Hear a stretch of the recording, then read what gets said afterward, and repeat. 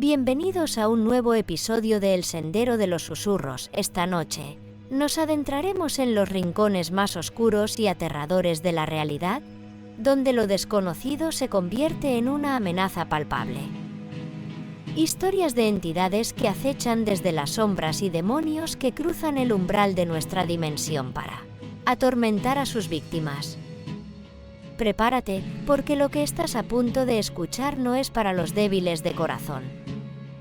Si crees que estás a salvo en tu hogar, piénsalo dos veces. Las sombras no siempre son lo que parecen. ¿Estás listo para enfrentar el mal?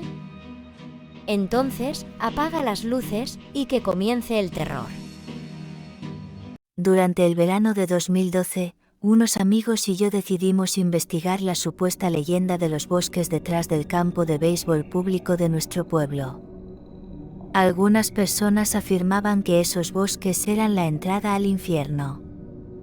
Sabíamos que 2 chicas habían sido violadas y asesinadas allí en los años 80, pero no estaba seguro de creer el resto de las historias, como los rumores de gritos en medio de la noche, huellas de pezuñas encontradas en la tierra, y nieve derritiéndose de inmediato en la tierra entre los árboles.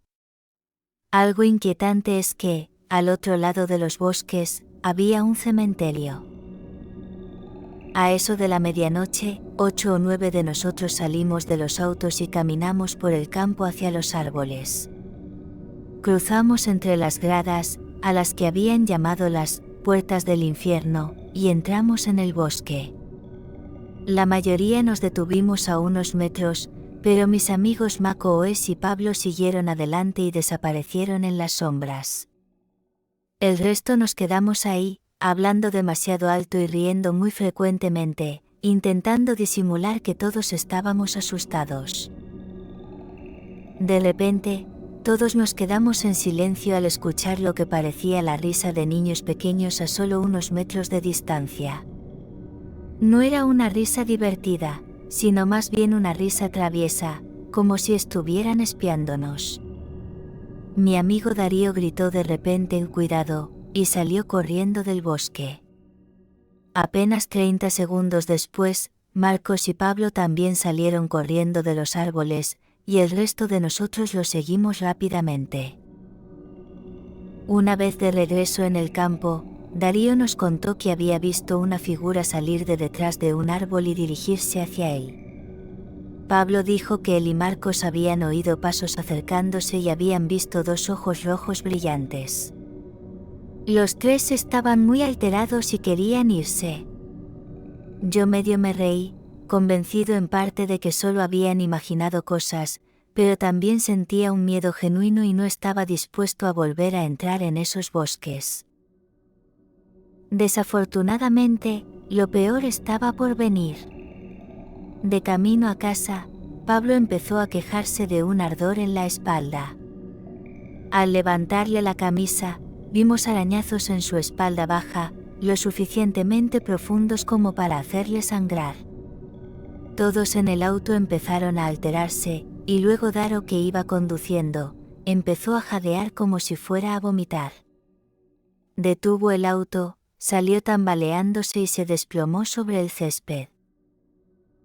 Pablo, Sara, Juan y yo también salimos y fuimos hacia él, mientras que el segundo auto con el resto de nuestros amigos seguía adelante. Darío vomitó una sustancia espesa y pastosa y luego comenzó a maldecir violentamente y a temblar, gritándonos con una voz que no parecía la suya. No recuerdo todo lo que dijo, pero estaba soltando insultos tan rápido que me daban ganas de encerrarme en el auto.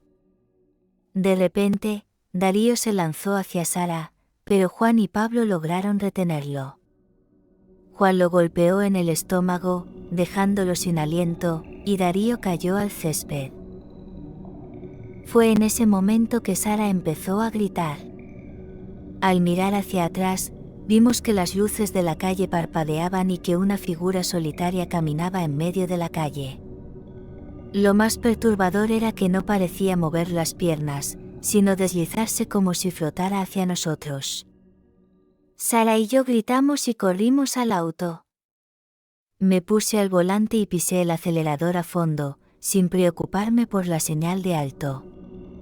Al mirar por el espejo retrovisor, vi que la figura se acercaba y noté sus ojos rojos brillantes, lo cual casi me hace perder el control. Nos dirigimos directamente a urgencias y dejamos a Darío allí. Marcos y los otros, que iban en el segundo auto, sufrieron un accidente grave esa noche, en el cual todos perdieron la vida. Darío se recuperó físicamente, pero nunca volvió a ser el mismo mentalmente. Durante años, se quejaba de oír voces en su cabeza y de ver figuras que lo acechaban desde las sombras. Finalmente, se suicidó en 2015. Pablo decidió entrar en el seminario y está estudiando para convertirse en sacerdote. El resto de nosotros aún estamos un poco traumatizados por esa noche y nos consideramos increíblemente afortunados de estar vivos. Mi madre me contó esta historia años después de que sucediera. Mi papá era conductor de camiones en aquel entonces. Dejó el ejército a principios de los 70, y para cuando nacimos mis hermanos y yo, solo manejaba dentro de Texas. Los veranos eran extremadamente ocupados para él. Este incidente ocurrió a mediados de los 80, en uno de sus viajes largos a través de Texas. Creo que iba conduciendo hacia el sur por la carretera 281 y ya empezaba a sentirse cansado cuando estacionó su camión en el aparcamiento de una parada de camiones. Se dirigía a la tienda de conveniencia del lugar cuando notó a una joven paseando de un lado a otro frente a la tienda. Parecía tener unos 20 años, delgada, muy guapa, rubia, y llevaba una camiseta de tirantes con shorts cortos, ropa típica de los veranos de Texas. Sostenía lo que parecía un plato cubierto con papel aluminio, como si regresara de una barbacoa familiar. Mi papá terminó sus asuntos en la tienda y se dirigió de vuelta a su camión. Cuando subió, se sorprendió al ver que la mujer rubia ahora estaba sentada en el asiento del pasajero. Estaba totalmente desconcertado, no tenía idea de quién era esa mujer ni de cómo había pasado la puerta, que él siempre dejaba cerrada con llave. Mi papá, siempre muy cuidadoso, le exigió que se bajara de su camión. No estaba asustado en ese momento, pero algo le parecía raro sobre esa mujer misteriosa. Ella simplemente lo miraba en silencio, con el plato cubierto sobre sus piernas. Durante un instante, él pensó en bajar del camión, rodearlo y sacarla a la fuerza, pero algo lo hizo desistir. Todavía no estoy seguro por qué. Así que, contra su mejor juicio, mi papá encendió el camión y comenzó a conducir con la mujer rubia aún sentada en el asiento del pasajero. A unos kilómetros en la carretera intentó iniciar una conversación, probablemente tratando de aliviar la incomodidad extrema que sentía. Le preguntó su nombre, pero ella seguía en silencio. Conforme avanzaban por la carretera, pensamientos lujuriosos empezaron a invadir la mente de mi padre. Estaba en una solitaria carretera de Texas, ¿quién se enteraría? Solo por esta vez, ¿qué podría pasar, verdad? Mi papá puso la mano sobre el muslo de la mujer, justo encima de la rodilla. En cuanto la tocó, la mujer rubia se transformó en una especie de monstruo infernal. Su rostro se volvió rugoso y sus ojos se convirtieron en pozos negros, sus dientes se transformaron en afilados colmillos y su lengua se alargó de manera antinatural. La figura demoníaca emitió un siseo gutural, y del plato que aún sostenía comenzaron a escucharse sonidos viscosos, como si debajo del papel aluminio hubiera un montón de gusanos retorciéndose. Un olor pútrido inundó la cabina del camión, y mi papá apartó la cara rápidamente mientras lograba detener el camión al lado de la carretera. Cuando el camión se detuvo, mi papá abrió la puerta y saltó del camión. Tras tomarse unos momentos para calmarse y recuperar la respiración, miró hacia atrás y vio que la mujer demoníaca había desaparecido. Ahora estaba solo en la carretera. Comenzó a rezar, pidiendo a Dios que alejara al espíritu maligno. Finalmente regresó a su camión y siguió su camino. La mujer no volvió a aparecer, aunque tardó un tiempo en desaparecer el escalofrío que le dejó esa experiencia. Cuando mi papá regresó a casa, le contó todo a mi mamá. Estaba tan asustado de que mi madre no lo perdonara por sus pensamientos infieles.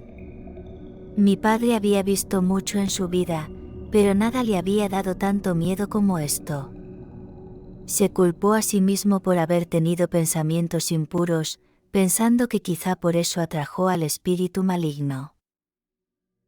Sé que mucha gente puede pensar que hay quienes engañan a sus parejas todo el tiempo y que nunca les pasa nada así. No puedo explicar por qué sucedió, solo sé lo que le pasó a mi padre en las oscuras y solitarias carreteras de Texas. Cuando fui mayor, mencioné este episodio y le pregunté, «Papá, ¿realmente te pasó eso?». Él nunca respondía con palabras, solo asentía en silencio. Quiero agradecer a todos los que habéis visto el vídeo. Deciros que son historias reales y que la realidad a veces puede ser más terrorífica que la ficción. No olvides dar like y suscribirte a mi canal y gracias.